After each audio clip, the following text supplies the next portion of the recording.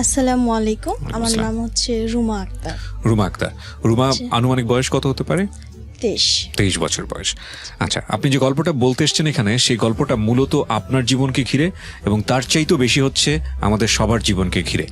তো আমি কেন এই কথাটা বলছি, যখন গল্পের ভিতরে আমরা ধারাবাহিকভাবে যাব তখন হয়তো বুঝতে পারবো। জি, আপনি শুরু করুন যেখান থেকে বলতে চান।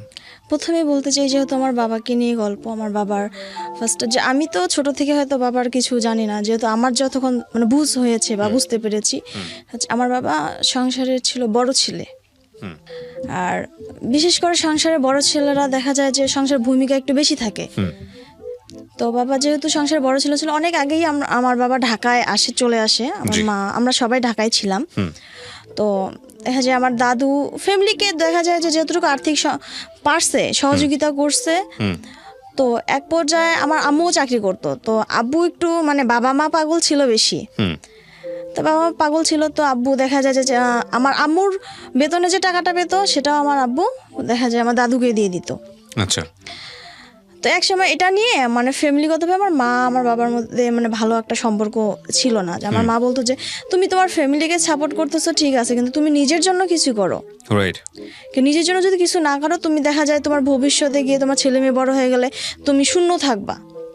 আমার বাবা তখন বলে যে দেখো, আমি সংসারের বড় ছেলে, আমি তো সংসারটাকে দেখবো। যখন আমার কিছু থাকবে না, আমার ভাই বোন আমার বাবা মা আমাকে দেখবে, আমার যদি কিছু না থাকে। তো এভাবেই চলতে চলতে এক পর্যায়ে দেখা যায় যে আমার মা, আমরা তো 2 বোন ছিলাম, তো আমার ছোট ভাই যখন হয় তখন আমরা আমাদের নানার বাসায় থাকি।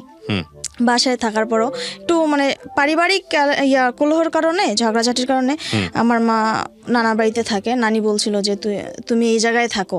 তো আমাদের 2 বোনকে স্কুলে ভর্তি করে দেওয়া হয়, তো আমরা ওখানেই থাকি। আমার বাবা তখন চাকরি করে বেতন নিয়ে বাসায় যায়, তো টাকা পয়সা দাদুকে দেয়। তা আম্মু কিছু টাকা চায় আমার বাবার কাছ থেকে যে তুমি আমাকে কিছু টাকা দাও। তা আব্বু টাকা দেয় না, বললো যে তুমি টাকা নিয়ে কি করবা। তো এভাবে বলে চলে, তো আমার আম্মু রাগ করে বলছিল আচ্ছা যাও, তুমি ঢাকায় যা, দেখবা তোমার চাকরি নাই। কারণ তুমি তো বাবা মাকে দিয়ে দিবা, আমিও তো তোমার স্ত্রী, তো আমার প্রতি তো তোমার দায়িত্ব আছে। তো পরে আব্বু তো মানে ওইখান থেকে চলে এসে ঢাকায় আসার পরে আব্বু চাকরি চলে যায়। তখন 80 জন নাকি ছাঁটাই করছিল, তার মধ্যে আব্বুও পড়ছে। আচ্ছা, বাবা কি করতেন আপনার? আব্বু তখন মানে গার্মেন্টসে চাকরি করতেন, একটা পোস্টে চাকরি করতেন। তো যখন আব্বু আসার পরে দেখে আব্বুকে ছাঁটাই করে, তো আব্বু চাকরি ছিল না। তো নানি বলছিল যে তুমি এখানেই থাকো। তো কিছুদিন পর নানি মারা যায়। আচ্ছা। নানি মারা যাওয়ার পরে ওখানে মানে আমাদের খুবই কষ্ট বলতে কি, নানি মারা যায় মাটি দেওয়ার পরে সকালে বিকাল হতেই পরে আমার মেজো মামা বলে যে তোমরা তো তোর এই 3 বাচ্চা, তোকে নিয়ে আমরা পালতে পারবো না। তো পরে আমার মা খুব ভেঙে পড়ে, খুব কান্নাকাটি করে। তো আম্মুর এক চাচি ছিল, চাচি পরে থাকতে দেয় আমাদেরকে। ওইখানেই আমরা অনেক দিন ছিলাম। পরে আব্বু চাকরি চলে যাওয়ার পর আব্বু পরে ওই চাচির বাসায় থাকতো। তো যেহেতু আম্মু আগে একটা সিগারেট কোম্পানিতে চাকরি করতো আমার মা, তো ওখান থেকে খবর পাওয়ার পরে ওনারা আবার কীভাবে খোঁজ করতে আমার আম্মুর অ্যাড্রেস নেওয়ার পর আম্মুকে আবার খুঁজে বের করে। আম্মু আগে ভালো একটা ছিল, তো এমপ্লয়ি ছিল। পরে ওইখান থেকে আম্মুকে যখন ডাকা হয়, পরে ওইখান থেকে আম্মুকে নিয়ে যায়। আব্বু যেহেতু চাকরি ছিল না, পরে তখন আম্মু চাকরি করে, আমাদের লেখাপড়ার খরচ। তারপরে আমি তখন অনেক ছোট ছিলাম, তো আমার কাছে আমার ভাই 6 মাস ওর বয়স, আমার কাছে রেখে আম্মু চাকরি করতো। আর আব্বু দেখা যায় চাকরির জন্য অনেক খোঁজাখুঁজি করতো, অনেক করতো, আব্বু চাকরি হচ্ছে না। তারপরে এই যে সাইটে কাজ করে টাকা পয়সা পাইতো, ওইটা দিয়ে হাত খরচ চলাইতো, করতো, আম্মুর কাছ থেকে নিত। এভাবে করতে করতে এক সময় দেখা যায় আমার বড় বোন তো বড় হয়ে যায়, ও তখন ক্লাস 10-এ পড়ে, টেস্ট পরীক্ষা দিবে। আমি তখন মনে হয় ক্লাস 8-এ পড়ি। তো ভাইটা যখন 1 বছর হয়ে যায়, তখন আম্মু ওকে বাসায় পেটে দেয়, আমার দাদু বাসায়। আমাদের খরচ দিয়ে দেয় প্রতি মাসে আমরা দাদির কাছে থাকি। তো এক সময় দেখা যায় যে আমরা 2 বোনে যেহেতু লেখাপড়া করতাম, আমাদের 10টার দিকে স্কুলে চলে যেতে হতো। তারপরে তো দেখা যায় যে আম্মু যখন চলে আসে বাসায়, আমার আপু টেস্ট পরীক্ষার সময় মাথা ঘুরে পড়ে যায়। তো আমার আম্মু বলে যে আমি তো প্রতি মাসে বাচ্চাদের খাবার টাকা দিয়ে দিই, তো আমার বাচ্চা কেন মাথা ঘুরে পড়ে যাবে, কি সমস্যা। তো পরে মানে আম্মু বাসায় যাওয়ার পরে জানতে পারে যে আমাদের খাওয়া দাওয়া সেরকম ঠিক মতো হচ্ছিল না, যার কারণে এই অবস্থা। তো আম্মু বলছে আমি তো পরিশ্রম করি বাচ্চাদের জন্য, যদি বাচ্চারা ঠিক মতো খাওয়া দাওয়া করতে না পারে, দেখা যায় সকালে না খেয়ে যায়, 3টা-4টার দিকে এসে খায়, তাহলে তো ওদের শরীর খারাপ হবেই। আম্মু পরে চাকরি ছেড়ে দিয়ে চলে আসে আমাদের 2 বোনের জন্য, আমার ছোট ভাইয়ের জন্য। বাসায় আসার পরে বাসায় থাকে আম্মু, আমাদের সাথে থাকে। তো এক পর্যায়ে আমার দাদু খুব অসুস্থ হয়ে যায়। আমার আব্বু তো চাকরি ছিল না, আমার চাচা চাকরি করতো তখন। চাচা চাকরি করতো, তো আমার চাচা কিছু আমার দাদুর মানে ট্রিটমেন্টের টাকা দিছিল। টাকা বলতে কি ট্রিটমেন্ট করছে, যেহেতু আমার আব্বু চাকরি ছিল না, আব্বু সেভাবে হেল্প করতে পারেনি। তো পরে আমরা বাসা থেকে বলি যে আব্বু তুমি চাকরিতে যাও, তুমি কিছু টাকা পয়সা দিলে দাদারও ইয়া হবে, মানে ট্রিটমেন্টে কাজে লাগবে। তো আমার চাচা ফুফু সবাই বলে যে তুই এখানেই থাক, না বাবার দেখাশোনা করিস, আর তোর রেজাল্ট তো টাকা দিচ্ছে আমার ছোট চাচার নাম। তো এভাবে তো আব্বু বাসায় থাকে, আমার দাদা দেখাশোনা করে, হসপিটালে এই যে দৌড়াদৌড়ি করা লাগে সব কিছু করে। তো শেষ পর্যন্ত আমার দাদা, যেহেতু আমার চাচা কিছু টাকা দেয় ট্রিটমেন্টের জন্য, শেষ পর্যায়ে আমার দাদুর যে জমিগুলো ছিল 3 বোন মানে আমার ফুপুরা মিলে মানে আমার চাচাকে শেষ পর্যন্ত লিখে দেয়, বলে যে তুই এত টাকা পয়সা খরচ করলি, তোরও তো ভবিষ্যৎ আছে। তো যখন লিখে দেয়, এটা আমার মা কীভাবে জানি বুঝতে পারে। তো আমার মা বলে যে আমরা যে এতদিন দিছি আমরা তো কখনো বলি নাই, তো আজকে আমাদেরকে ভিটা ছাড়া করানো কেন হচ্ছে? আজকে হয়তো ওর বাবার চাকরি না থাকতে পারে, এই জন্য কি আমরা আমার শ্বশুরের ভিটা থেকে আমরা বঞ্চিত?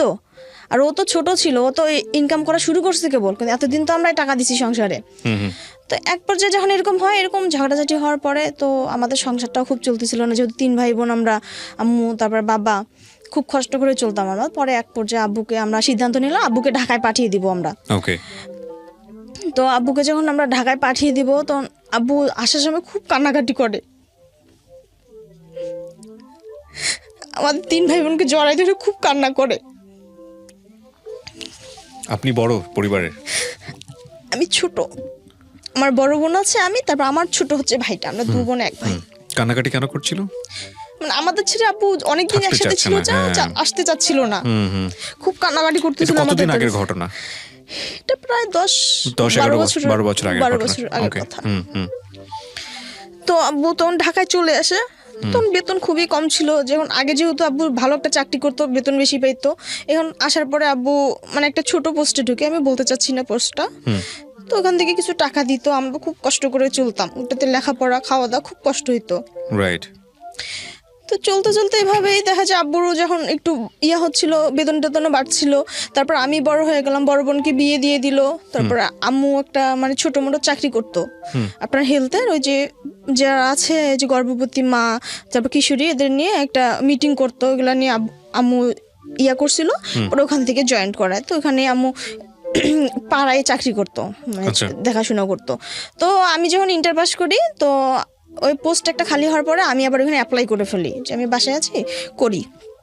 অ্যাপ্লাই করার পরে তো ওইখানে আমিও মানে আমাকেও সিলেক্ট করে। আপনি কিসে পড়েন নাকি পড়াশোনা ছেড়ে দিয়েছেন? আমি ইন্টার পাস করছি তখন। ইন্টার পাস করেছেন? ওকে। ইন্টার পাস করছি, ইন্টার পাস করার পরে তো ওইখানে অ্যাপ্লাই করি, মানে এমনিতেই অ্যাপ্লাই করছি, যেহেতু খালি আছে আম্মু বলতেছে করো। তা আমি জানি যে আম্মু যেহেতু আছে, মা মেয়েকে একসাথে তো নিবে না, তাও আবার করলাম। করার পরে পরীক্ষা যখন হইলো, ভাইবা হইলো, তো দেখা যায় সবগুলোতে আমি 100 পাই। তো ওনারা আমাকে আর ছাঁটাই করতে পারে না, আমাকে জয়েন দেয়। তো আম্মু ছিল 1 নাম্বার ওয়াটে, আমি তখন 2 নাম্বার ওয়াটে। তো মোটামুটি দেখা যায় যে তখন আমার আব্বু সংসারে টাকা দিত বলতে আমার মা জানতো না। আমার মা জানলে দেখা যায় যে আম্মু বলতো যে তোমাকে তো তোমার বাবা মা কিছুই দেয় নাই, তো তুমি এত করো কেন? ও তো বলছে যে ও সব কিছু লিখে নিয়েছে, ও সারা জীবন দেখবে বাবা মাকে, সে জায়গায় তোমার বাবা গাছ বিক্রি করতেছে, কেয়ারের টাকা পাচ্ছে, এখানে পাচ্ছে ওখানে পাচ্ছে, ওগুলো দিয়ে খরচ চালাচ্ছে, তা তুমি কেন দিবা? এভাবে আমার আব্বুকে বলো। তো এই জন্য আব্বু মানে দিত, দাদাকে টাকা দিত, তারপরে দাদিকে টাকা দিত। তো এটা দেখা যায় যে আম্মু জানতো না, অনেক সময় জানতো, অনেক সময় জানতো না। তা আম্মু জানলেও পরে আবার বলতো যে যেহেতু বাবা মা দেখ, সমস্যা নেই, দেখ। কিন্তু আম্মুর ভিতরে কষ্ট ছিল যে আমি আমার টাকাটা সহ সে সংসারে দিছে, কিন্তু আমি তো আমার শ্বশুরের কিছুই পাইলাম না, আমাকে তো কিছুই দিল না। তো শেষ পর্যায়ে যখন আব্বু মানে এরকম করে, আমিও চাকরি করে, আম্মুও চাকরি করে, তা আব্বু মানে আমাদের সংসারটা খুব সুন্দর চলছিল। মানে আমরা কিছু জমি কিনি, যেহেতু দাদু জমি দেয় নাই, তো বাড়ি করার জন্য আমরা এরকম একটা 7 শতক একটা জায়গা কিনি বাড়ি করার জন্য। তারপরে একটা ছোট মোটো 4 শতকের একটা বাঁশের ইয়া কিনি, তো জমি টমি বন্ধক নেই, মানে মোটামুটি চলছিল। এভাবেই চলতে চলতে শেষ পর্যন্ত আমার তো পরে বিয়ে হয়ে গেল, আম্মুও দেখা যায় যে চাকরির প্রজেক্ট তো শেষ হয়ে গেল, তো বাবার টাকা দিয়েই চলতো সংসার। তার মাঝখানে আমার বিয়ের আগেই আমার দাদু মারা যায় হঠাৎ করে। হঠাৎ করে বলতে আমার দাদু তো অসুস্থ ছিল, আমার দাদু মারা যায়। তো মারা যায়। আমি আবার মানে দাদুর খুব সেবা যত্ন করলাম, দাদু আমাকে ছাড়া কিছু বুঝতো না, যেহেতু বাসায় ছিলাম, আমার দাদি একটু ছিল তো আমাকে ছাড়া কিছু বুঝতো না দাদু। ওকে। তো দাদু মারা যখন যায় তখন আব্বু, তার আগের দিন আব্বু আর আমার এই যে বোন জামাই বাসায় যায় দেখে আসে মানে গাড়িতে উঠে চলে আসার পর মানে ঢাকায় পৌঁছায়, খবর পায় যে আমার দাদু মারা গেছে। তো পরে আমার আব্বু আবার ব্যাক করে বাসায় যাওয়ার জন্য, কিন্তু চলে আসার পরে আমার চাচা বলে যে আমার বাবা বাসায় গেলে আমার দাদুকে দেখাবে না। ভালো কথা। তো আব্বু মানে বাসায় যেতে মানে প্রায় 7টা-8টা বাজে, দাদু মারা যায় আপনার জোহরের দিকে, আসরের দিকে মাটি দিয়ে দেয়, তাড়াহুড়া করে মাটি দিয়ে দেয়। তো আব্বু খুব কষ্ট পায় ওই জিনিসটা, আমার গলা ধরে খুব কান্না করে, অটো থেকে নামার সময় খুব কান্না করে। নিয়ে আসে পরে আব্বু মানে চিন্তা করে যে এটা কী করলো, কিন্তু আমার বাবা এত ভালো মানুষ ছিল যে এত কিছু করছে ওনার সাথে। ওনার যে আব্বু যে বাবার 1 শতক জমিও পায় নাই, তবু কখনো ভাইয়ের সাথে ঝগড়া করে নাই, ভাইকে বলে নাই। অত নিয়মিত ভাইয়ের ফোন দিত, যোগাযোগ রাখতো, বোনেদের খোঁজ খবর নিত, মার খোঁজ খবর নিত, সবার। ভাইয়া তারপরে তো আব্বু যায়, পরে আমার দাদুকে তো মাটি দিয়ে দেয়, পরে আমার আব্বু পরে আবার ওখান থেকে তারপরে যে দোয়া পড়ানো হয় সব কিছুতেই, পরে আবার অর্ধেক ভাগ বসায়। তারপর আমার মা বললো যে তুমি ওর সাথে দিবা কেন, ও তো করছে, তুমি তোমার বাবার দোয়া একাই পড়াও। আমার মার কথা ছিল এটা, যে ও তো তোমার বাবার মৃত্যু হয়েছে, মরা মুখটাও তোমাকে দেখতে দেয় নাই তোমার ভাই, তা তুমি ওর সাথে কেন দোয়া পড়াবা? আর বলছে যে আমরা নাকি দেই না, খাওয়াই না, সেই কারণেই ও সবকিছু লিখে নিছে, বাবা লিখে দিছে। তো সে জায়গায় আমাদেরকে অর্ধেক কেন ভাগ বসাচ্ছে? আমরা সবকিছু অর্ধেক দেই, আমাদের কাছ থেকে টাকা পয়সা নেয়, কিন্তু আবার আমাদের সাথেই আবার এরকম করে। তো এটার পরে আমার বাবা আবার বলবে থাক, ওগুলো নিয়ে বলার দরকার নেই। পরে একসাথেই দোয়া কলম পড়ানো হয়। পরে আব্বু আবার দোয়া কলম পড়ানোর পরে ঢাকায় চলে আসে। পরে তো আমার এখানে বিয়ে হয়ে যাওয়ার পরে আব্বু কিছুদিন থেকে বাসায় যেতে চাচ্ছিল, বলছিল যে কতদিন আগের ঘটনা আপনার বিয়ের পরের? বিয়ের পরের বলতে মানে প্রায় 6 মাস থেকে আব্বু বলতেছে আমি বাসায় চলে যাব। আমার শরীরটা, আব্বু তো ডায়াবেটিস ছিল। ওকে, আপনার কত বছর হলো বিয়ে হয়েছে? 2 বছর। 2 বছর মানে 2 বছর আগের ঘটনা? 2 থেকে আড়াই বছর আগে? হ্যাঁ, 2 থেকে আড়াই বছরের ঘটনা এগুলো। তারপরে দেখা যায় যে আব্বু তো বাসায় যেতে চাচ্ছে। তো পরে বাবু যেহেতু আমার ছোট ভাই যেহেতু ছোট, তো ও আবার বলতেছে যে আব্বু বাসায় আসলে আমাদের সংসার কিভাবে চলবে, আমাদের তো বাড়তি কোনো আয় নাই। আব্বু চলে আসলে দেখা যায় আব্বুর একটা আয়, আমার আবার পড়াশোনার খরচ, তারপর আমার মা যেহেতু অসুস্থ, আমার মার খরচ লাগে প্রতি মাসে 2 থেকে 2,500 টাকা ওষুধ কিনতে হয়। তো এই জন্য আব্বু একবার বলে যে বাসায় যাবে, একবার বলে যে না যাবো না, একবার বলে বাসায় যাবে। এভাবে করতে ফার্স্ট টাইমে তো দেখা যায় যে আপনার করোনা পরিস্থিতিতে, যে ঈদে করোনা পরিস্থিতি শুরু হয়েছে, আব্বু আবার বাসায় যায়। তো আমার চাচা জমি লিখে দিতে চায়, এই জন্য আব্বু বাসায় যায়। তো জমি লিখে দিতে চায়, পরে বাসায় যাওয়ার পর আমার চাচার বাসায় যায় না, জমি লিখেও দেয় না, পরে আমার আব্বা চলে আসে। তো আমার আম্মু বলছে যে দেশের পরিস্থিতি ভালো না, তুমি বাসায় থাকো, তোমার চাকরি বাকরি করতে হবে না। তো আব্বু চলে এসে বলতেছে দেখো ঈদ পর্যন্ত থাকি, ঈদের বোনাস পাবো, তো আর একটা মাসই তো ঈদ পর্যন্ত থাকি। তো পরে আব্বু ঈদ পর্যন্ত থাকলো। তা তো রোজাতে খুব মানে আব্বু প্রায় 27, 25, 26 রোজায় আমাকে ফোন দিছি, আব্বু কেমন আছো? বলতেছে আমার শরীরটা কেমন জানি ভালো লাগতেছে না, আমি ঠিক মতো খাইতে পারতেছি না। এটা কতদিন আগের ঘটনা? এই 6 মাস আগের ঘটনা? এই যে রোজার ঈদ যে গেল, গত রোজার ঈদ গেল সেই সময় ঘটনা। ওকে। তো বলতেছে আমার শরীরটা খাইতে পারতেছি না। পরে আমি বললাম যে আব্বু তোমার শরীর তো ভালো না, তাহলে তোমার রোজা থাকতে হবে না, পরে তুমি শরীর ভালো হলে কাজা দিয়ে দিও। পরে আব্বু বলতেছে আচ্ছা দেখি, আমি তো খাইতে পারতেছি না ঠিক মতো। এমন করতে ঈদ চলে আসলো। পরে আমি বললাম তুমি না বাসায় যাওয়ার কথা ঈদে, তুমি এখন ওইখানে আছো? পরে বলতেছে হ্যাঁ বাসায় যাওয়ার কথা, তোর চাচার সাথে কথা হয়েছে, তো চাচা নাকি মাইক্রো ভাড়া করবে। তা মাইক্রো ভাড়া করলে আমাকে বলতেছে তুই যাবি? তা আমি বলতেছি আমি এখন যাব না, তুমি যাও, আমি সময় করে যাব। আচ্ছা তাহলে তোর চাচাকে বলি তাহলে একটা বুক করার জন্য সিট। আচ্ছা ঠিক আছে বলো। তো এইভাবে করতে বিকালে, আপনার ঈদের দিন বিকালে আব্বু আবার এখানে যেহেতু ছিল, আব্বু ডিউটিতে ছিল। ঈদের দিন তো সেরকম ডিউটি থাকে না, তা আব্বু এখানে অফিসেই ছিল। ওখান থেকে আব্বুর এক ফ্রেন্ড আব্বুকে আপনার বিরিয়ানি আর আমের আচার এনে দেয়। তো আব্বু আবার বিরিয়ানি আমের আচার খুব পছন্দ করে, ওটা খাওয়ার পরে বিকাল হতে আব্বুর ডায়রিয়া শুরু হয়ে যায়। ওকে, আমরা যেখানটায় ছিলাম তারপর ডায়রিয়া শুরু হয়ে যায়। তো ওখান থেকে ফোন দেওয়া হয় আমার, যেহেতু আব্বু বোটবাজারে করতো, আপুর বাসা ছিল সাইনবোর্ড কাছাকাছি। তো ফোন দেয় দুলাভাইকে, দুলাভাই ফোন দেয়, তো দুলাভাই পরে রিক্সা নিয়ে যায় আব্বুকে নিয়ে আসে, বাসায় নিয়ে আসার পরে মোটামুটি মানে যে চিকিৎসা করানো দরকার সবকিছু, এই যে আমাদের গ্রাম্য যে ডাক্তার ছিল ওনার সাথে কথা টথা বলে, আর তারপরে হসপিটালে কথা বলে, পিজি হাসপাতাল যেটা আছে না, বাংলাদেশ হাসপাতাল না মেডিকেল বলে, ওটাতে আপুর আবার নন্দিয়া মানে ননদের জামাই, ওনার সাথে কথা বলাতে উনি পরে বলে যে হসপিটালের অবস্থা এখন ভালো না, ওনার তো সেরকম সমস্যা হয়নি, ওষুধ স্যালাইন টেলাইন খাওয়ানো হোক, আর পারলে মানে দেশে যদি যেতে দেশে নিয়ে যাক, কারণ গ্রাম্য ডাক্তার আছে, স্যালাইন টেলাইন দিলে সুস্থ হয়ে যাবে। হাসপাতালের অবস্থা ভালো না বলতে করোনা পরিস্থিতি, তখন করোনা রোগী অনেক বেশি ছিল, করোনার রোগীর খুব কারণে আতঙ্ক ছিল করোনা নিয়ে। ওকে। তো এভাবে বলার পরে আমরা আবার হসপিটালে পরে অ্যাডমিট করি না, আমরা ওই যে ডাক্তারের পরামর্শ অনুযায়ী ওষুধ, তারপরে এই যে বমি তো মোটামুটি কমে যায়। তখন আমি কিন্তু এয়ারপোর্টেই রইছি 2 দিন। এয়ারপোর্টে মানে আপনি এয়ারপোর্টে বাসা? আমার বাসা এয়ারপোর্ট, আমার এইখানেই আমি থাকি। আপুর বাসায় যখন আসছে তখন পরে আপু আমাকে ফোন দিয়ে বলতেছে আব্বুর অবস্থা এরকম এরকম। তো আমি আবার এখান থেকে যেতে পারতেছি না, কারণ তখন কোনো বাস বা কোনো কিছু চলে না। আর এয়ারপোর্ট থেকে তো পরে 2 দিন যখন চলে যাও, বলো যে তুই আয়, আব্বু কিছু খাইতে পারতেছে না। তো আমি বলছি যে পায়খানা বমি কমছে। পরে বলতেছে হ্যাঁ পায়খানা বমি কমছে, কিন্তু আব্বু খাইতে পারতেছে না, কেন জানি শরীরটা কেমন জানি কাঁপতেছে, খাইতে পারতেছে না। আমি বলছি যে তাহলে শরীরটা অনেক দুর্বল হয়ে গেছে আবার। পরে আমি আবার মানে খুব করে আমি আজকে যাবোই, বের হয়েছি আমি। তো আমার হাজবেন্ড বলছে চলো আমি যাবোই, যেভাবে হোক হেঁটে হইলেও যাবো। পরে বের হয়ে আসার পরে অটো দিয়ে আসার পরে আপনার এয়ারপোর্টে আসার পরে ওখানে মানে পায়ে যে চলায় না রিক্সাগুলো পাই, ওটা পর্যন্ত আমরা আবদুল্লাপুর পর্যন্ত আসার পরে ওখান থেকে অটো নিয়ে পরে আপুর বাসায় যাই। যাওয়ার পরে আমি তো সোমবারে তো ঈদ হইছে, সোম মঙ্গল বুধ, আমি মানে বুধবারের দিন বিকালে মানে দুপুর দিকে পৌঁছাই ওখানে আপুর বাসায়।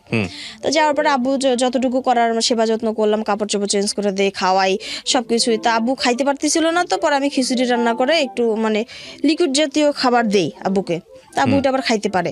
তা ওষুধ ঠিক মতো খাওয়াই। তা আব্বু আবার মানে বাড়িতে যেতে চাচ্ছে, তো শেষ পর্যন্ত আমার চাচাকে মানে ফোন দিয়ে, চাচা তো যাবে না, যেহেতু শুনছি আমার আব্বুকে দেখতেও আসে নাই আমার চাচা, যে আসে নাই। তো পর আমি আব্বুকে বলি যে তুমি বাদ দাও না, আঙ্কেল আসবে না আর গাড়িও ঠিক করবে না, তুমি বাসায় যাবে, আমরা অ্যাম্বুলেন্স ঠিক করতেছি। পরে বলতেছে আচ্ছা ঠিক আছে। তো বৃহস্পতিবার বিকেল হতে তো আমার হাজবেন্ডকে বলা হয়, ও আবার অ্যাম্বুলেন্স ঠিক করে। তো আমি আব্বুকে বলতেছি আব্বু অ্যাম্বুলেন্স তো ঠিক করতেছি, তো বাড়িতে যাব। তো আব্বু বলতেছে বাড়িতে যাব, আর না হলে না হোক, তা আমি কালকে আমাকে অফিসে নিয়ে যাস, কারণ অফিসে নিয়ে গেলে ওখানে ছুটি দেওয়ার পরে 2-3 মাস তো অসুস্থ থাকে, বেতনটা ওরা কাটাবে না, ছুটি নিয়ে তারপর আমাকে তোর বাসায় নিয়ে যাস, আমাকে বলতেছে। আচ্ছা ঠিক আছে, আমার বাসায় যেতে হবে না, আমি তোমাকে বাসায় নিয়ে যাব, গ্রামে নিয়ে যাব। তুমি কতদিন থেকে যেতে চাচ্ছ দেশে নিয়ে যাই, যদি তুমি সুস্থ হও তাহলে পরে আমার বাসায় নিয়ে আসবো। পরে আমি বলতেছে ঠিক আছে।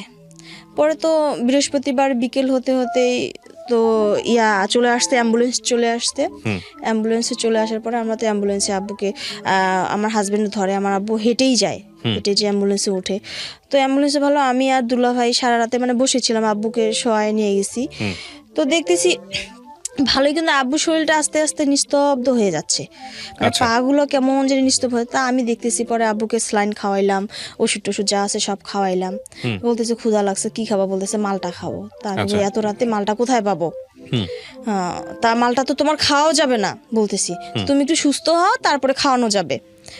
বলছি। পরে পানি টানি খাওয়ানোর পরে তো বাসার দিকে চলে যাই আমরা। বাসায় পৌঁছাতে প্রায় ফজর 4টা বাজে।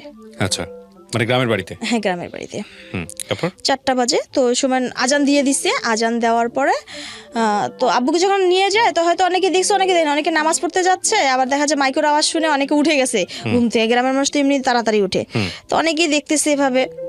তো আব্বুকে তখন নিয়ে যাচ্ছে, তো আমি অবাক হয়ে গেছি যে আব্বুকে আমার ছোট ভাই দুলাভাই নিয়ে আসছে, আব্বুর পা গুলো নিচে মানে করতেছে, মানে ফেলতে পারতেছে না, মানে দুর্বল হয়ে গেছে। তা আমার মানে খুব খারাপ লাগলো, খুব কষ্ট লাগলো। আমার ছোট ভাই মানে কান্না করে ফেলছে যে আব্বুর এত খারাপ অবস্থা, তুই আমাদেরকে বলিস নেই কেন? মানে তখন কি ডায়রিয়া কোনোভাবেই কন্ট্রোলে আসতেছিল না? ডায়রিয়া কমছে, তারপর ওই অবস্থা? হ্যাঁ। স্যালাইন ট্যালাইন কিছু দিচ্ছিলেন না আপনারা? স্যালাইন ট্যালাইন খাওয়ানো হচ্ছিল, তারপর ওই অবস্থা। হ্যাঁ। তো আব্বুর পা গুলো খুব এরকম, আপুর বাসা থেকে গেল, হেঁটে গেল, এবং অ্যাম্বুলেন্স থেকে নামার সময় আব্বু পা ফেলতে পারতেছে না। তো আমি আবার মনে করলাম যে রাস্তায় ধাক্কা টাক্কা অনেক খাইছে, তো উনি তো শরীর তো আব্বুর খুব অসুস্থ। বয়স কত ছিল ওনার আনুমানিক? 50 থেকে 52। হ্যাঁ। তা এমন করার পরে আব্বুকে যখন নিয়ে আসে, তারপরে আমিও অবাক হয়ে গেছি যে আব্বু যে মানুষ হেঁটে আসলো তার পা গুলো এরকম কেন, আব্বুর পা গুলো এরকম করতেছে কেন, মানে পা গুলো একদমই চলতেছে না। তো পরে ভেবে নিয়ে আসে আমার দুলা ভাই, পরে আব্বুকে বসায় রেখে আমরা চেয়ারে বসায় রেখে পায়খানা করছিল আব্বু ওই ইয়াতে, তো ওগুলো ধুয়ে দেয়, বালতির পানি নিয়ে ধুয়ে দেয়। তারপরে এইখানে আব্বুকে বসায় রাখায়, পরে আবার অ্যাম্বুলেন্স নিয়ে দুলা ভাই আবার চলে যাবে বাসায়, মানে চলে আসবে গাজীপুরে, দুলা ভাই ডিউটি ছিল, চলে আসবে। এখন অ্যাম্বুলেন্সে যে ভাড়া করছে ওনারা নিয়ে আসার কথা, উনি নিয়ে আসতেছে না, উনি বলতেছে আমি নিয়ে যাব না, আমার আরো আছে রুগী আছে। এটা নিয়ে মানে অনেক কাটাকাটি হচ্ছে, পরে টাকা দিছি তাও নিয়ে আসবে না। এক পর্যায়ে ওনারা মনে অর্ধেক রাস্তায় নিয়ে মানে দুলাভাইকে নামিয়ে দিছে, দুলাভাই চলে আসতেছে বাসায়। তো দুলাভাই এভাবে চলে আসতেছে, তারপরে আমরা আবার বাসায় থাকলাম। পরে বাবুকে বললাম যে আব্বুকে ধুয়ে দিয়ে গরম পানি করে, আম্মু আবার হালকা গরম পানি করে ইয়াটিয়ে দিয়ে পরে আব্বুকে ধুয়ে দিল, বাবু ধুয়ে দিল। তার মধ্যেই আবার আপনার চৌকিদার চলে আসছে, গ্রামে যে চৌকিদার আসছে আমাদের পাড়ার লোক তো 2-1 জানছে, দেখছে, তো চলে আসে। পরে ওই চৌকিদার মানে অনেক কথা বলতেছে বাইরে থেকে, আমরা ভিতরে বাসার ভিতরে, ওনারা বাইরে থেকে কথা বলতেছে। তো এইভাবে কথা বলতেছে। তারপরে আম্মু বলতেছে দেখেন আপনাদের যদি বিশ্বাস না হয় আপনারা বাসায় আসেন। মানে চৌকিদার কথা বলতেছে, মানে গ্রামের লোকজন সন্দেহ করতেছে আপনার বাবার করোনা হলো কিনা, আর আমরা মানে গ্রামের লোক সবাই খেপে গেছে, আমরা আব্বুকে বাসায় নিয়ে গেলাম কেন, দেশের বাড়িতে কেন নিয়ে গেলাম। আচ্ছা। মানে এটা নিয়ে ওদের খুবই যে করোনা হয়েছে দেশে নিয়ে আসতে, তাহলে এখন আমরা সবাই মরে যাব, মানে তাদের ভিতরে এরকম একটা কাজ করতেছিল, আতঙ্ক কাজ করতেছিল।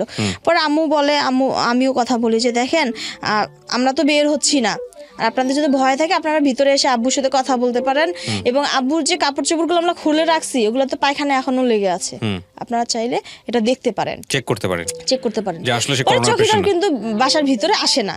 পরে বলতেছে যে আপনারা তো সচেতন মানুষ, শিক্ষিত মানুষ, তা আপনাদের কথা তো আমরা বিশ্বাস করি। তো ও চৌকিদার এইভাবে বলে চলে যায়। কিন্তু গ্রামের কিছু মানুষ আছে মনে করেন উনি একবারে পুরা পাড়া, যেমন মনে করেন পুরা পাড়া প্রচার করে দেয়, হ্যাঁ রটনা করে দেয়। তো আম্মুকে বলি যে আব্বুকে পরিষ্কার করে দেওয়ার পর ঘরটার পরিষ্কার করলাম, বাবু সহ আমার ছোট ভাই সহ। আম্মুকে বলি যে আব্বুর জন্য খাবার তৈরি করো। আম্মু আবার আব্বুর জন্য সুজি একটু রান্না করে দিছে, খাওয়াইলাম, স্লাইন খাওয়াইলাম, শুয়ে আছে। তা আব্বু খুব নিঃশ্বাস ঘন ঘন নিচ্ছে। আমি আব্বুকে বলছি আব্বু তোমার কি কষ্ট হচ্ছে? পরে বলতেছে না মা, আমার মানে শরীরটা খুব দুর্বল লাগতেছে। আব্বুর তখন জ্ঞান আছে, সবাইকে চিনতেছে, কথাও বলতেছে। আমি কিছু আচ্ছা খুব দুর্বল লাগতেছে। তো আব্বু আসার পরে আম্মু আবার কমিউনিটি ক্লিনিক যে করে, ওই যে টিকা যে দেয়, ওই আঙ্কেলকে আবার ফোন দিছে, ওনার আমার পরিচিত ছিল। আম্মু ফোন দিছে যে এরকম আর আব্বু তো ডায়রিয়া, কি কি ওষুধ খাওয়ানো যাবে বা কি কি খাইলে ভালো হবে। উনি আবার ওষুধ বলে দেয় এখান থেকে, আমরা আবার লিখে নিয়ে আঙ্কেলকে প্রেসক্রিপশন দিয়ে পাঠাই দিই ওষুধ আনার জন্য, স্লাইন আনার জন্য। গ্রাম্য যে ডাক্তার আছে ওই আঙ্কেলকে আবার আমরা করি, মানে আগে থেকেই তো উনি জানতো। তারপর আসার পরে ওনাকে বলি যে আব্বু তো বাসায় নিয়ে আসছি আমরা, তা আঙ্কেল আপনি এসে আব্বুকে স্যালাইন লাগাই দেন, আব্বু শরীরটা খুব দুর্বল করতেছে। যদি তা না হয় তাহলে আমরা হসপিটালে অ্যাডমিট করবো, কারণ আমাদের যে নীলফামারী হাসপাতাল ছিল ওখানে আমার মামা ছিল, তো আমাদের পরিচিত লোক যেহেতু ছিল সেজন্যই তাড়াহুড়া করে দেশে নিয়ে যাওয়া, যেন ভালো একটা ট্রিটমেন্ট যেন আমরা পাই। তো এভাবে বলার পরে ডাক্তার তো স্লাইন নিয়ে আসতেছে, এই আঙ্কেলকে বলছে, আঙ্কেলও স্লাইন ওষুধ নিয়ে আসতেছে।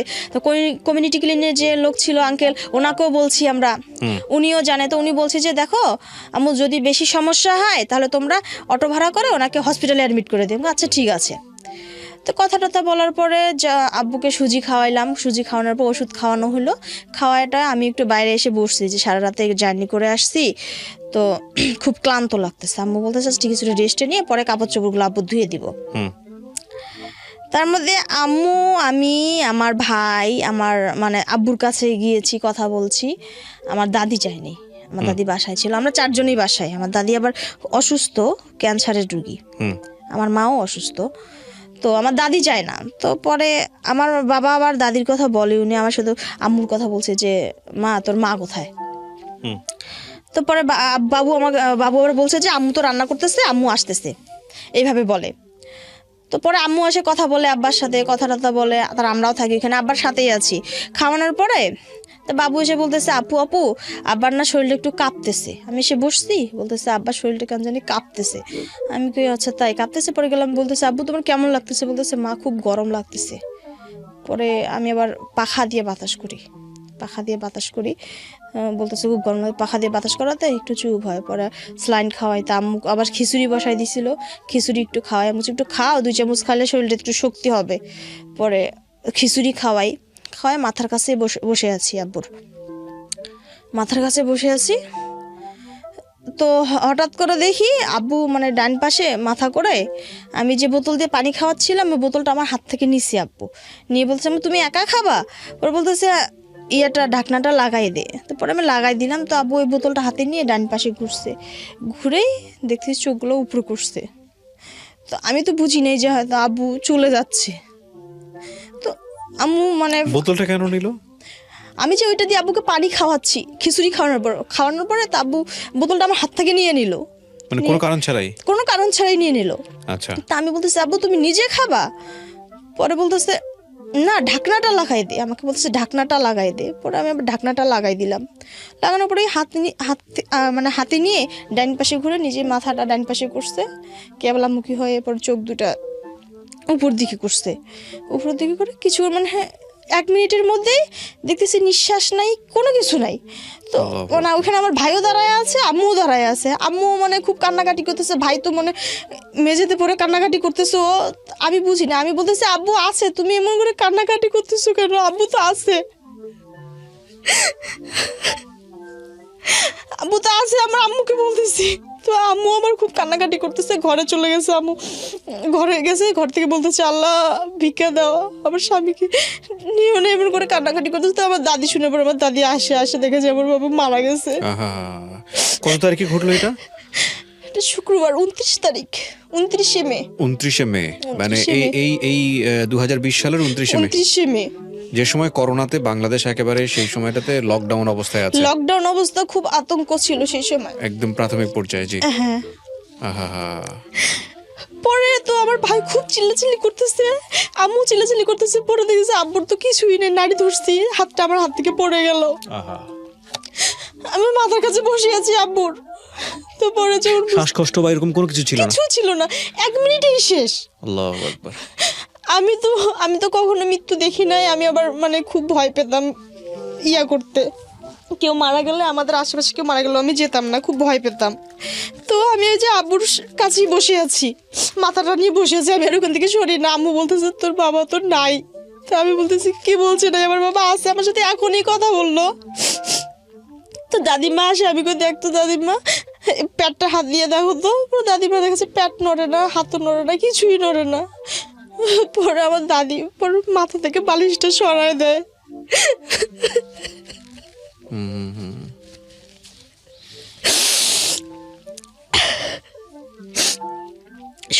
সরাই দেওয়ার পরে তো আমার ভাই খুব কান্নাকাটি করতেছে। কিন্তু আমরা একটা জিনিস মানে লক্ষ্য করতে, কান্নাকাটি করতেছি তো দেখা যায় যে সাধারণভাবে মানুষ মারা গেলে বাড়ি ভর্তি হয়ে যায়, আমাদের আশেপাশে একদম নিশ্চুপ হয়ে গেছে, কোনো আওয়াজ নাই, কোনো দিকে কোনো আওয়াজ নাই, কিছু নেই। তো আমি হঠাৎ করে মানে ওইদিকে আমার মনে পড়ে যে আমাদের বাসাতে কোনো লোক নেই, কেউ আসতেছে না, ব্যাপার কি মানে এরকম দেখি। কিন্তু আশেপাশে যে কেউ কথা বলবে যে কি হয়েছে তোর বাবা আর কি কেন কান্নাকাটি করতেছি, এরকমও কোনো লোক নাই।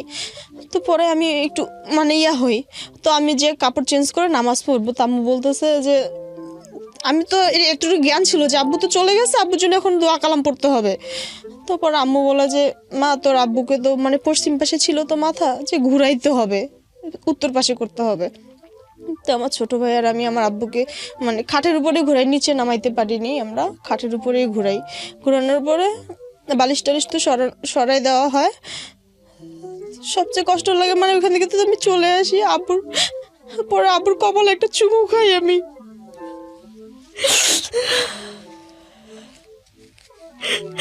বাবা মার প্রতি ভালোবাসা কখনো প্রকাশ করা যায় না, কখনো বলাও যায় না যে মা আমি তোমাকে খুব ভালোবাসি। ট্রু এটা খুব ভয়ঙ্কর একটা কথা বলছেন, কখনোই আসলে বলা যায় না, অনেক অন্য ভয়ঙ্কর রকম একটা জড়তা কাজ করে, কিন্তু এটাই সত্য যে আমরা বাবা মাকে অনেক অনেক বেশি ভালোবাসি। আব্বুর কপালে আমি একটা চুমু খাই। তো ঘুরে দেওয়ার পরে ক্যাথা ছিল আব্বুর গায়ে, পরে আমার দাদি ক্যাথাটা সরাই দিয়ে বলতেছে পাতলা কাপড় ঢাকা দিতে হবে। তো ওইখানে যে আমার একটা ওড়না নিয়ে আমার বাবার মানে মাথা থেকে পা পর্যন্ত ঢেকে দেওয়া হয়। আমি ওই জিনিসটা দেখে চিৎকার করে বাসা রুম থেকে বের হয়ে আসি। মানে যতক্ষণ মাথাটা বের করা ছিল ততক্ষণ মানে তত বেশি ইয়া লাগতো না, যখন ঢাকা দেওয়া হয়ে গেছে পুরো মাথা থেকে পা পর্যন্ত আমার পুরো শরীর কাঁপা শুরু হয়ে গেছে। আমি যে এটা কি, আমার বাবা তো আমার সাথে এখনই কথা বললো, এটা কি হইলো। তারপরে একটু শক্ত হয়ে দেখতেছি তো আমাদের বাসায় কেউ আসতেছে না। আমার ছোট ভাইটা খুব কান্নাকাটি করতেছে, পড়ে যাচ্ছে বারবার, ওকে ধরছি, ওকে কোলে নিয়ে ও আমার মাথা কোলে দিছি, আমার ইয়াতে কোলে মাথা দিয়ে কাঁদতেছে, ওকে জড়ায় ধরে দুই ভাই বোনে কাঁদতেছি, কেউ আসতেছে না। পরে আমি বলতেছি তুই সবাইকে ফোন দিয়ে জানাবি না আমার বাবা মারা গেছে। তো ও সবাইকে ফোন দেয়, আমার চাচাকে ফোন দেয়, ফুবু খালা খালু যা আছে সবাইকে ফোন দিয়ে দিয়ে ও খবর দেয়। খবর দিয়ে বলে যে আমার বাবা তো মারা গেছে, আমার বাবা তো মারা গেছে, সবাইকে ফোন দিয়ে দিয়ে বলে।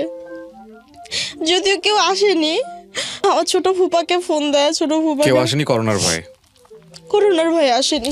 প্রিয় শ্রোতা, আর ঘটেনি তা না, আমি একটা স্যাম্পল আজকে আপনাদের সামনে প্রচার করছি যে একটা লোকের মৃত্যু হয়েছে, করোনাতে মৃত্যু হয়নি, তারপরেও করোনাকালীন সময়টাতে মার্চ এপ্রিল মেতে ওনারা কি ফেস করেছেন সেটা এই ভিডিওর একেবারে যে জায়গাটায় আমাদের আসা উচিত আমরা সেই জায়গাটার দিকে চলে এসেছি, আপনারা জানতে পারবেন।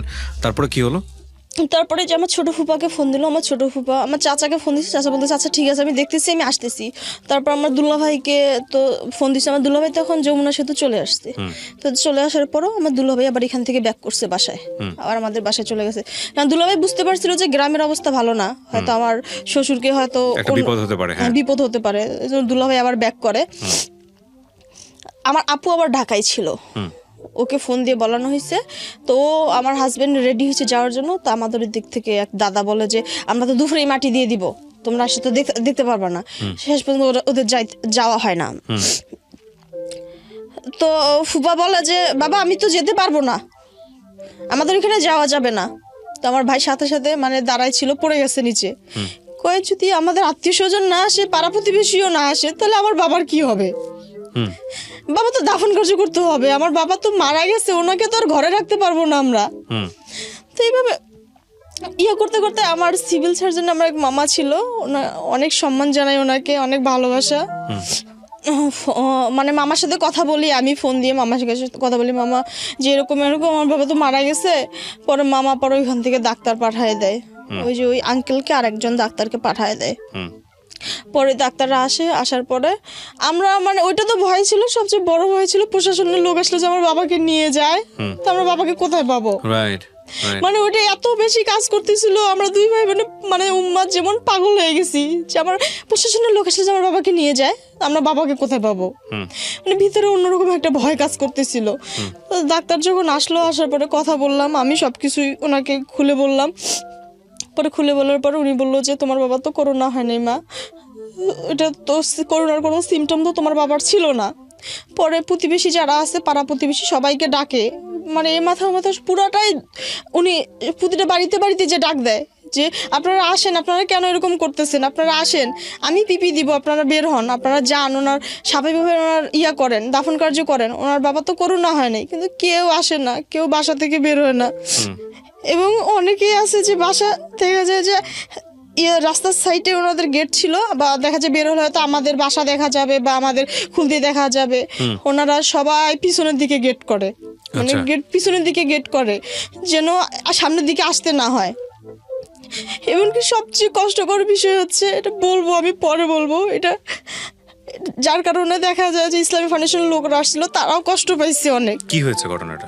ঘটনাটা হয়েছিল যখন আব্বুকে মানে গোসল করাবে, তা তো দেখা যায় যে খাল খুঁড়ে ওখানে খাটটা রাখতে হয়, তো কোদাল চাইছিল, কোদাল একটা কেউ দেয় নাই। কোদালটা দেয় না, একটা ছোট্ট কোদাল দিছিল, ওটা দিয়ে খুঁড়তে পারে না, অনেক কষ্ট করে কবর খুঁড়েছে না, কবর ওই যে নিচে যে মাটি খুঁড়ে খাট রাখে গোসল করায়। পরে ওইটা দিয়ে খুঁড়ে পরে খাট বসাইছিল। পরে এইভাবে করছে। তারপরে যে ডাক্তারকে সবকিছু বললাম আমি, বলার পরে উনি সবাইকে ডাক দিল, কেউ আর আসলো না। এবং আমাদের মানে একদম পুরো আমাদের পাড়া নিশ্চুপ হয়ে গেছে, মানে আশেপাশে কেউ নেই, কেউ মানে একটু কথা বলার মতন কেউ নেই। তারপরে আমার ছোট ভাই, আমার যে ভাই, তো একসময় আমরা দুই ভাই বোনের ডিসিশন নিই যে কেউ তো আসবে না, তাহলে তুই আর আমি গোসল করাই। ওকে বলতেছি, আমরা দুই ভাই বোনে গোসল করে আঙিনার মধ্যে কবর করে মাটি দেই। দুই ভাই বোন এরকম ডিসিশন নিছি। তারপরে আমি ওকে বলতেছি তুই ছোট মামাকে একটু ফোন দে তো। ওকে বলতেছি ছোট মামাকে একটু ফোন দে তো। ওই তো বারবার ছোট মামাকে ফোন দিচ্ছিল। পরে শেষ পর্যায়ে ছোট মামা বলে যে বাবা আমি আসতেছি, ইসলামী ফাউন্ডেশন লোকদের কথা বলছি, ওরা আসতেছে, আমি ওদেরকে নিয়ে একবারে আসবো। তারপরে আমার বড় খালার বড় ছেলে, আল্লাহ ওনার ভালো করবে, আমার ছোট মামার জন্য অনেক দোয়া, অনেক ভালোবাসা, উনি ওই সময় আমাদের পাশে ছিল, আমার ছোট মামা।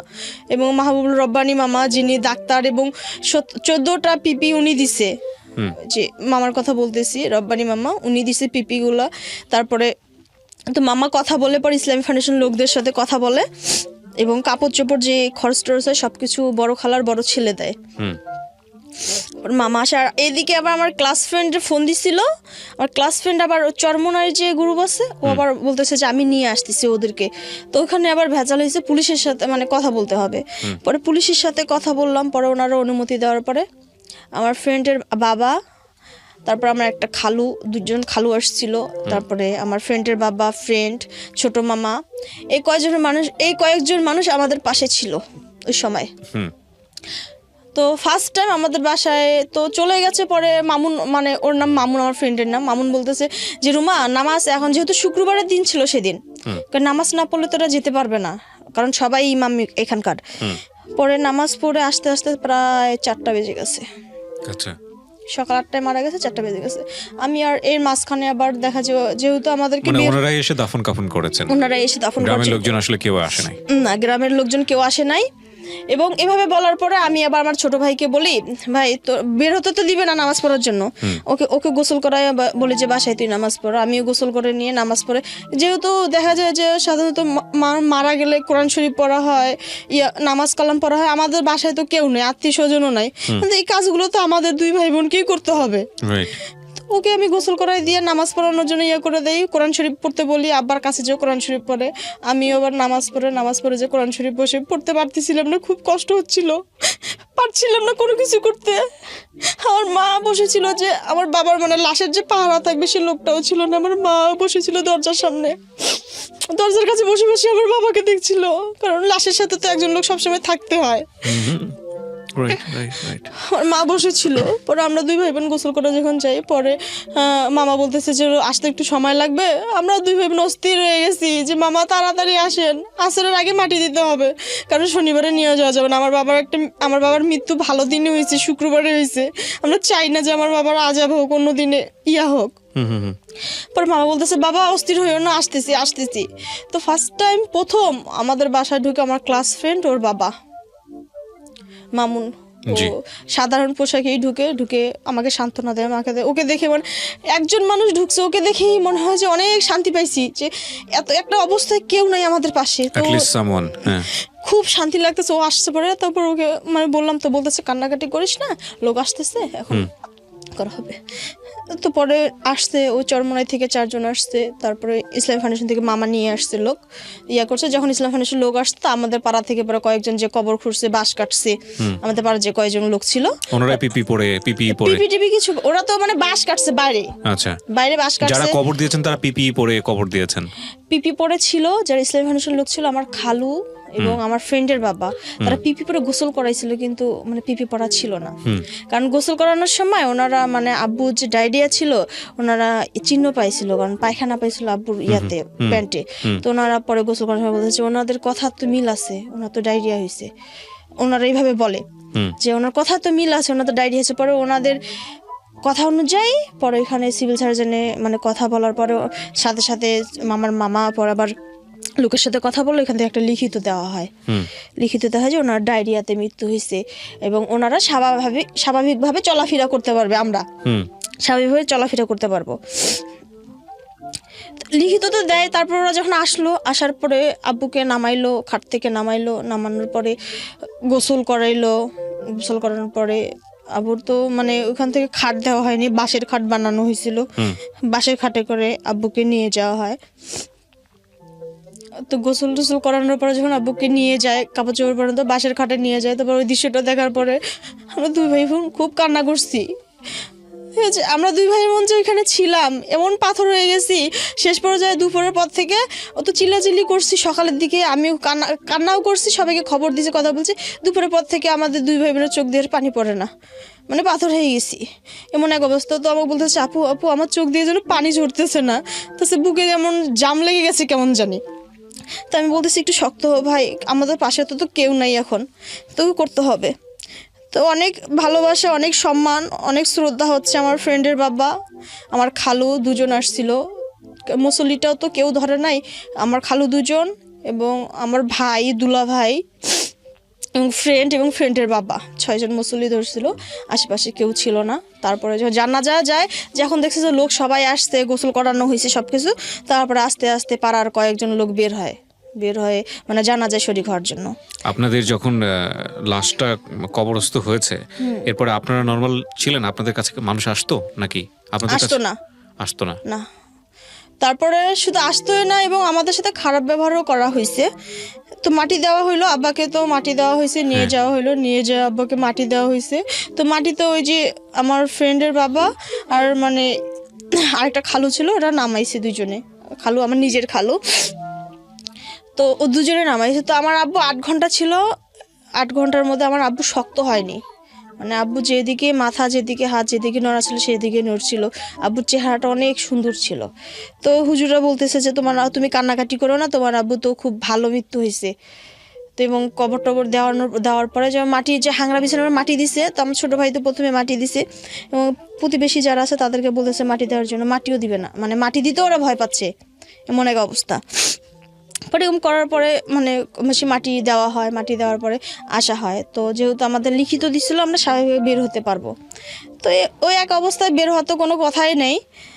তো আমার বাবার এই যে কবরস্থানটা ঘিরার জন্য তো লোককে খবর দেওয়া হয়েছিল, পরে উনি আবার বাঁশ কেটে ঘিরবে, তাও বাবুকে ডাকছিল যে আসার জন্য। তো ও গেছে, যাওয়ার পরে বাসায় যখন আসে, ওকে মনে হয় বাইরে কেউ দেখছিল ফজরের নামাজের পরে, তো জিয়ারত করে ও কথা বলে আসছে। তো ওই দাদাটা খুব খারাপ ব্যবহার করে ওর সাথে, এই তুই বের হয়েছিস কেন, তোকে কে বের হইতে বলছে, মানে খুব খারাপ ব্যবহার করে। তো আমরা কোনো উত্তর দিই না। কিন্তু এই 14 দিন যে আমাদের লকডাউন দিয়েছে, 14 দিন আমার ছোট মামা যাতায়াত করছে, উনি তো সব কিছু করছেই, এবং উনি মানে এই 14 দিন যাতায়াত করছে, মামানি জানতো না, ছোট মামানি জানতো না, যাতায়াত করছে, আমাদের ফলমূল ওষুধ থেকে শুরু করে সব কিছু উনি করছে। বলছে যে আমাকে যদি করোনা ধরলে ধরবে, সমস্যা কি, এই জন্য কি আপন মানুষের পাশে থাকবো না। এবং এই 14 দিন আমার মেজো ফুপু আসছিল আপা মারা যাওয়ার পরে, বাসায় ঢুকে নেই, বাইরে থেকে কান্নাকাটি করে চলে যায়। এবং 2 ফুপু তো আসেই নেই, 2 ফুপু পরে 14 দিন পরে আসছিল। আমি আপনাকে প্রশ্নটা করতে চাই, আমি জানি এটা খুবই হৃদয় বিদারক, এটা ইট ক্যান বি এক্সপ্লেইন, হয়তো এর চেয়েও ভয়ঙ্কর ঘটনা ঘটেছে বাংলাদেশে, এবং সেটার বিভিন্ন গণমাধ্যমে বিভিন্নভাবে এসছেও। আপনি গল্পটা কেন বললেন আজকে রেডিওতে এসে? বলার একটাই কারণ, প্রথমত বলতে চাই, আমার বাবা তো বড় ছেলে ছিল, এটা বলতে চাই, বড় ছেলেদের সংসারে একটা অনুদান থাকে, একটা অবদান থাকে, হ্যাঁ।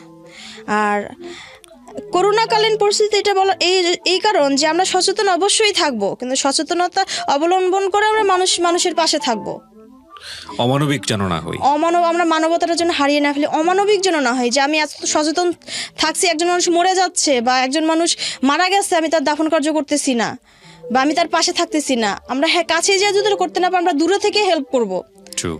যে আমি যে ফোন দিয়ে সব ম্যানেজ করছি, পুলিশ ডাক্তার, তারপর দেখা যায় এই কাজগুলো কিন্তু আমাদের পাড়ার লোক করতে পারতো, ইসলামী ফাউন্ডেশনের লোকদের কথা বলতে পারতো, ওনারা করতে পারতো, কিন্তু ওনারা করে নাই। ওরা 4টা পর্যন্ত ওরা এই অবস্থায় ছিল। আমরা বাসায় 2 ভাই বোন শুধু মানে চিল্লাচিল্লি করছি, দৌড়াদৌড়ি করছি, ফোন দিছি, এখানে দিছি, ওখানে দিছি, সারাক্ষণ দেখা যায় যে আমার বাবা যে মারা গেছে, ওনার দাফন কার্য নিয়ে আমরা 2 ভাই বোন উন্মাদ হয়ে গেছি, এত কষ্ট পাইছি, ভয়ঙ্কর। আমি শেষবেলায় এসে শুধু একটা কথাই বলতে চাই ওনার সঙ্গে, যে মৃত্যু অবধারিত। জন্মেছেন মানে হচ্ছে জন্মের পর থেকে প্রত্যেকটা সেকেন্ড আপনি মৃত্যুর দিকে দৌড়াচ্ছেন। এই যে আমি কথা বলছি, এমনও হতে পারে এটাই আমার শেষ অনুষ্ঠান। এই যে আপনারা দেখছেন, আপনারা শুনছেন, এমনও হতে পারে এটাই আপনার শেষ দেখা। 10 মিনিট পরে হয়তো আপনি নেই, কিংবা এটাই হয়তো আপনার শেষ নিঃশ্বাস। নোবডি নোজ কে কখন শেষ নিঃশ্বাসটা ফেলবে। কিন্তু এক্সিটটা খুব সম্মানের হওয়া জরুরি, খুব জরুরি। আমরা যাই কিছু করি না কেন জীবনে, আমাদের জীবনে অনেক ভুল আছে, অনেক পাপ আছে, অনেক পুণ্য আছে, সবকিছু মিলিয়েই আমরা মানুষ। নোবডি, পৃথিবীতে এমন কেউ নেই যে পাপ ছাড়া, পৃথিবীতে এমন কেউ নেই যে যার জীবনে ছোটখাটো কোনো পুণ্য নেই, সবার জীবনেই আছে। কিন্তু এক্সিটটা খুব সম্মানের হওয়াটা জরুরি। মানব জীবন অর্থবহ না হলে, মানুষ হিসেবে দুনিয়াতে আসার পরে জীবনটা যদি অর্থবহ না হয়, তাহলে এর চাইতে মানে একটা জীবন ভয়ঙ্করভাবে অপচয় ছাড়া কিছুই না। সৃষ্টিকর্তা পৃথিবীতে আমাদের প্রত্যেককে পাঠিয়েছেন কোনো না কোনো কিছু করার জন্য। আমি ক্যামেরার এপাশে আছি, যারা আমাকে দেখছেন না, তাদের সবার জন্যই বিনীতভাবে রিকোয়েস্ট করতে চাই, যে যার জায়গাতে আমরা আছি না কেন, সবাই যেন মানবিক মানুষ হওয়ার চেষ্টা করি। আপনার সামনে যে কোনো ধরনের ঘটনা, দুর্ঘটনা কিংবা কোনো সাহায্য প্রার্থী মানুষ মানেই হচ্ছে আপনার জীবনে একটা চরমতম সুযোগ মানবিক মানুষ হওয়ার। তো এই সুযোগটা সবার জীবনে ঘটে না। হ্যাঁ, সৃষ্টিকর্তা আপনাকে সুযোগ দিচ্ছেন মানবিক মানুষ হওয়ার, সৃষ্টিকর্তা আপনাকে সুযোগ দিচ্ছেন পুণ্য কামানোর, সেই সুযোগটা হাতছাড়া করা চরম বোকামি। আমাদের সমাজে এর চেয়েও হয়তো ভয়ঙ্কর রকমের পরিস্থিতিতে আমাদের জীবনে পড়তে হতে পারে, করোনার চাইতেও। কিন্তু আমরা যদি মানবিক মানুষ হই, আমরা যদি মানুষের জীবনটা আসলে কেন, সেই অর্থটা যদি খুঁজে পাই, তাহলে নিঃসন্দেহে সেই ভয়াবহতম পরিস্থিতিও আমরা খুব সহজে মোকাবেলা করতে পারবো। আমি আপনাকে ধন্যবাদ জানাই। আপনার বাবার জন্য দোয়া করি আমরা সবাই মিলে, তিনি জান্নাতবাসী হোক। আর আপনি যে এই কষ্ট নিয়ে আমাদের সঙ্গে এসেছেন শেয়ার করার জন্য, মানুষকে হ্যাঁ, আরো সচেতন কিছু করার কথা জন্য।